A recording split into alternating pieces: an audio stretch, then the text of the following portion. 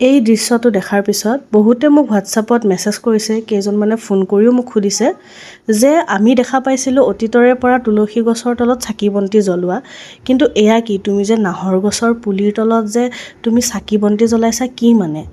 মই এই প্ৰশ্নটোৰ উত্তৰ মই এই ভিডিঅ'টিৰ যোগেৰে দিব বিচাৰিছোঁ। কথাটো হ'ল যে আমি তুলসী গছত কিয় চাকি বন্তি জ্বলাওঁ? তুলসী গছৰ তলত আমি আমাৰ প্ৰভুক বা ভগৱানক বিচাৰি পাওঁ। এতিয়া কথাটো হৈছে, নাহৰ আছে মানে আমাৰ জুবিন দা আছে, নাহৰ আছে মানে আমাৰ ভগৱান আছে। কাৰণ কিয়, জুবিন দাক বিশেষকৈ মই মোৰ ভগৱান বুলি ভাবোঁ, আৰু আমাৰ অসমবাসী বিভিন্নজনে ভগৱান বুলিয়ে ভাবে তেখেতক, আৰু হয়ো তেখেত ভগৱান।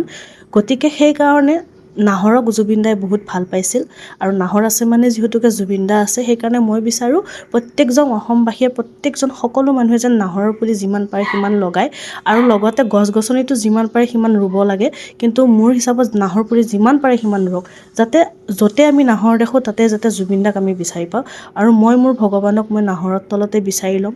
এইটো দেখি কেনে বহুজনে বহুত বেয়াকৈও ক'ব, বা কিছুমানে বেয়াও পাব পাৰে। যদিহে মই কিবা ভুল ভ্ৰান্তি কৰিছোঁ তেতিয়াহ'লে মোক আপোনালোকে শুধৰাই দিব।